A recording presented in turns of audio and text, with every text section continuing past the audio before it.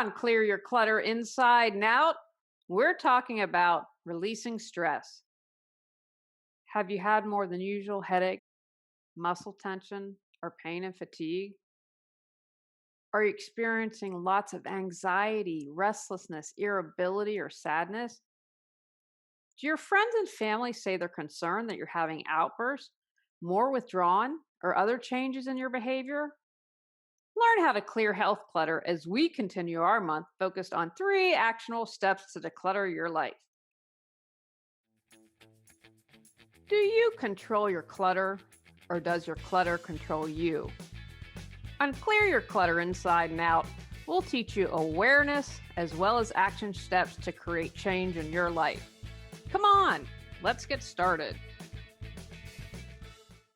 Today's episode was inspired because of my trip to the ER in February. Still haven't received that bill, and they didn't take my $200 copay.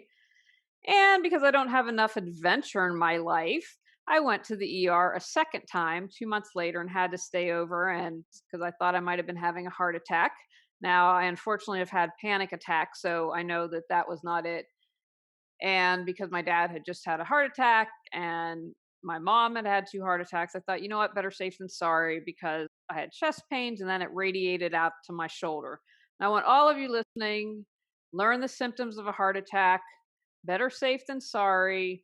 And as I've been stressed out about these bills, my brother said to me, this is something you don't want to skimp on. And I have no doubt that I ended up in the ER because I'm completely stressed out. I'm exhausted from traveling to West Virginia, compartmentalizing my business for 20 days out of the year, the 10 days spent caregiving, coming back, doing everything. So it's just life, trying to find a house. All this stuff is going on, and it's okay. It's just one of those points in life. And I'm typically fairly good about managing stress, but not this time. So I don't want you to have an ER bill.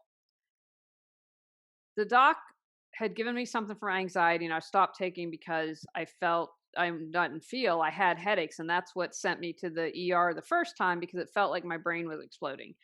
And one of my hesitations was, oh no, if I take this, then it's going to be a ding on my health record and I'll never be able to get health insurance and all those crazy, but legit concerns. And she was like, 50% of people in America are on something, so don't sweat that.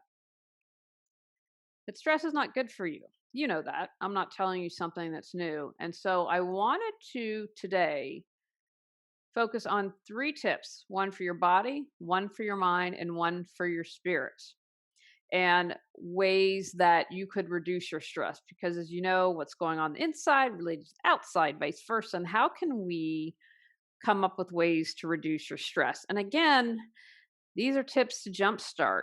I had been doing things, but I had, just because of life being life, I have to step it up and do even more to reduce my stress. And I have made great strides towards that. I started with has it been a week with my CPAP machine? And I think it's making a difference. And they say, most times you don't notice. Again, everything varies, but usually I think I've heard a couple weeks, a month. And I had this pain, and when you don't sleep, that can create muscle pain. And so the pain, I was Saturday night, I'm recording this on a Wednesday, I wanted to cry because my other shoulder hurt so bad. That pain is gone. And if I'm resting, I'm getting oxygen. And my friend said to me, she said, oh, when I gave birth, they gave me straight up oxygen and for the pain. And I'm like, can I get some more of that? And so she said, take deep breaths when you feel that pain. And so I thought, I wonder if that's what's going on. So that, if I'm sleeping enough, that makes a huge difference in dealing with your stress. But we're going to talk about 3 quick tips that you can do today to reduce your stress. Quick, actionable tip number 1, get moving. So this one is obviously for the body. If you got clutter in your life, you're busy, you're so stressed you can't make a decision, it's easy to understand why you might let exercise fall to the wayside. As I mentioned, I've been going up to West Virginia once a month. This last trip, it was warm enough a couple days for me to get out and walk, and that made all the difference in the world. When I'm down here, I already got my walk in. I got over 11,000 steps yesterday, and it makes a huge difference when I walk. I'm going to encourage you to find out your why. Why are you willing to exercise to reduce your stress? What's your motivation? Maybe you had a health scare like me, or you want to age gracefully, or you're winded playing with your kids and grandkids, and you're like, enough. I have got to get better health and reduce my stress. Not having my ER bill now, too, is enough of a why for me to get moving. I mean, I had to stay overnight. I can only imagine. And while I was there, and I'm going to write feedback. I'm still contemplating it because I'd like to be able to write it effectively. Seeing people who are much more sick than I was enough to motivate me. My frustration is they're like, "Oh, if you check out, it's against medical advice." Da da da, and like scaring the crap out of you, which I don't think personally is a good way to do it. But that's my why. That's my motivation. And again, I've mentioned I don't be a hot mess. I'm doing a pretty decent job, walking 3 to 5 times a week. I've learned from this experience that Tony and I will do a nightly constitutional after our meal, which isn't a long, maybe 15, 20 minutes at a slow, kind of lovely holding hands pace, but it's making a difference. And right now that works for me, but I'm doing something. If you're overwhelmed, walk. It takes no decision making, no equipment, and it's free. I walk my neighborhood. I'm laughing, and my husband, I don't think, understands West Virginia is hilly and mountainous. We're totally flat here where I'm in North Carolina. We walk the neighborhood. We hike once a week. There are lots of places and trails nearby to get moving. We just discovered a new trail a couple of weeks ago. Go outside, it's free. Stretching or yoga is another great option. I just bookmark a video, yoga poses to help you sleep at night. You can find a lot of free workouts and information on YouTube, so you can do right in your home. It doesn't cost a thing. So we can't use the excuse, I don't have money. You don't need special exercise clothes, throw on a sweater pants, or do it in your underwear. No one's going to see. As you get moving more, you can explore other options such as boot camps, weight training, boxing, Pilates, joining a gym, whatever feels good to you. What one step can you take right now to get moving? Do you speak kindly or critically to yourself? Are you always trying to control people, events, or outcomes? How supportive is the company you keep? Ready to release stress and embrace tranquility? Get control of your clutter so your clutter doesn't control you. Reclaim time, money, sanity, and resources. Emotional Got Clutter 365 journal prompt supports you in clearing your emotional clutter. Free gift with purchase to support you even more in your journey to declutter your life. Quick actionable tip number 2, keeping a sense of humor. So I'm marking this one under mental. They say that laughter is the best medicine. When was the last time you laughed? Really deep, oh ho ho ho, guffawing deep from your belly. When was the last time you were cracking yourself up? Maybe a tear streaming down your face, you were laughing so hard. There are many benefits to your mental state of mind from laughter. First of all, it brings you present, right? Because you're completely in the moment. I bet a lot of your stress is like mine. It's about the past or worry about the future. I know mine is. I'm worried about ER bills from the past, and I'm worried about finding a home and getting all that taken care of in the future. The great thing about laughter is it's like walking. You can usually get a lot of it for free. I love crazy cat videos. I know y'all are surprised. Babies laughing. Some of those babies laughing, like I will cry laughing because when they get hee hee and they get, and the baby just cracks up and you just can't not crack up because the baby's hysterical and in complete joy. And I love Legally Blonde. That's one of my favorite movies to laugh. I just think they're great lines and it just always puts a smile on my face. For you, it might be a comedian, or comedian. My husband was watching George Carlin. I just sat and read while I watched him, and he finds that he's really funny. Might be a TV show or movie. Good jokes are your best friend. We started watching, and I tell you, we probably sound like we watch TV all the time and really, really don't. We started watching this show. It's just had one season. I think it's a sci-fi channel, and it's called Resident Alien. And the lead actor is so good. And he was in Firefly, if you are a sci-fi fan. The lead actor is an alien in a human body. He obviously is learning how to be human. And I think he's a really good actor because, they'll be in a situation and everyone will laugh and then he will laugh and he's like, ha ha, ha ha, ha, trying to laugh. And they are like, okay, you're just kind of weird. But just how he does it, I laugh. And then at the beginning of the episode, they have these visual instructions, like how you get on the airplane, like what to do in case of a crash. So they have those for aliens on dealing with human behavior and like how to act appropriately and not appropriately. And they're just really, really funny. We've watched a couple times. I think it's called Game Night, and Jason Bateman's in it. And there's this one scene that makes my husband cry because he's laughing so hard.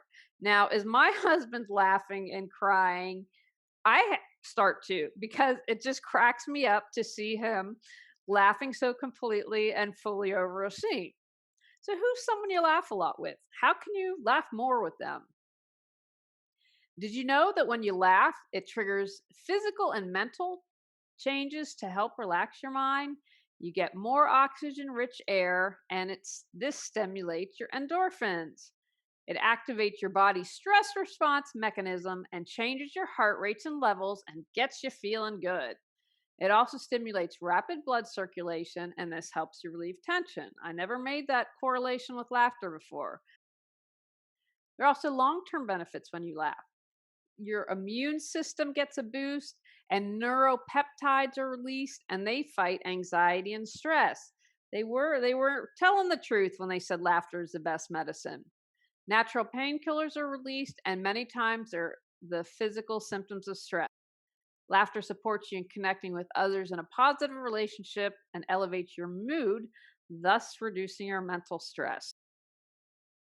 What can you do right now to laugh? Quick, actionable tip number 3: spend time enjoying hobbies. This last tip is for reducing your spiritual stress at body, mind, and soul today. Now, I want to emphasize that this is a hobby and something for fun to keep you connected. And I want to distinguish for people. So I'm going to use writing as an example for me. I write blogs, I write books, I write newsletters, I write podcast episodes. And so I love it, but it's not a hobby, and I wouldn't consider it as something that would reduce my stress. Now, if I were to try and write a poem or a haiku, I'd consider that a hobby because it's not something I do regularly or would see as work. And I don't think I write poetry very well. I know I've tried a couple times in the past. But one thing I do that's fun is, in the writing of the hobby sense, is I write funny songs for my nieces and nephew. I will do this on birthdays. I will just make funny things to say when we're on vacation. And so for me, that's how I differentiate from a hobby or something. So last year at the beach, they did this thing called roll call. And if you have kids, I don't know what it's from, but so you go, here's one. So see, this is kind of the thing that you think up. And so the entire trip, we would come up with all these fun little songs. So my name is Juji. I am the best. Yeah. If you don't know that, yeah, you failed the test. Roll call. Shauga. Ooh, ooh, shauga. I think that's what they say. So anyway, we'd sit around and we would come up with funny little verses, and after thing go, yeah, and then do the ooh, ooh, whatever. So that to me is fun, although it's not technically writing. In some way it is, but that's something that lifts my spirit because we all laugh together, and I do that with them. What is it that you can do for hours? When my mother paints, she's transported. She's calm, she's zen, she's so totally focused in the moment. we have a friend that we play the Massive Darkness game, and so he's painting all the figurines for the board game. He's got a little magnifier glass, and he'll spend hours doing that. My husband likes to tinker. He is making a 3D puzzle right now. Baking is something that I consider a hobby that because I just enjoy it. Baking bread like the old fashioned way, not a bread machine, like spending, 6, 7 hours to create a loaf of bread. That's something to me that is very relaxing. I'm a huge fan of visualizing. So I've been trying to visualize, okay, we find a house. But visualization is a great tool to reduce stress. You might say, hey, I don't have any hobbies. So I would ask you to ask yourself, what do you like doing, or what have you always wanted to try? What have you said, if I had time, I would have fun with this and explore? It's no big deal. If you try something and don't like it, move on to the next thing. I don't know if hobby is the right word, but we love escape rooms. We do that with another couple that we have in our little pod of people. And gosh, I bet you we stopped for a long time, obviously, because of COVID when things shut down. I think we've done 3 or 4 now, and escape from 2. Thank you very much. With time remaining. Again, I don't know. I might just go so far as it being a hobby because it's something we love to do and we get a lot of entertainment from it. There are lots of inexpensive options, but I encourage you to spend money if you need support. Be open to it. I love to read. Libraries are amazing, and it doesn't cost me anything to get started. Watching videos or listening to podcasts may be another option to get you going, but it's worth it to take the time and money to invest in yourself if you need to. What one action can you take right now to work on a hobby that brings you joy? I just want to include a special note. This is coming straight from the Mayo Clinic, and because they saved my mother's life and they figured out what was going on with my father, I trust them completely. The one based in Rochester, Minnesota. That's the only one I can comment on. If you're not sure if stress is the cause or if you've taken steps to control your stress, but your symptoms continue, see your doctor. Your healthcare provider may want to check for other potential causes, or consider seeing a professional counselor or therapist who can help you identify sources of your stress and learn new coping tools. Also, get emergency help immediately if you have chest pain, especially if you also have shortness of breath, jaw or back pain, pain radiating into your shoulder and arm, sweating, dizziness, or nausea. These may be warning signs of a heart attack and not simply stress symptoms. Wanted to include that for you all. I want you all safe. I don't want you sorry. There you go. 3 quick trips to help you get going to reduce stress. I use all of these myself, and it's starting to make a difference for me. I wasn't doing my stress relievers to not only declutter, but achieve better health. Now off to the races and get going. Well, maybe walk there so you're not stressed. Take actions from today's podcast. Get moving. Laugh. Do some hobbies that make you happy. Reduce your stress. On our next episode, we're talking about 3 actionable steps to reduce debt. Go out, clear your clutter to create the life you choose, deserve, and desire. When you clear your clutter, you can share your gifts with the world. Sign up for our free newsletter at reawakenyourbrilliance.com. If you've enjoyed Clear Your Clutter Inside and Out, please rate, review, and share us.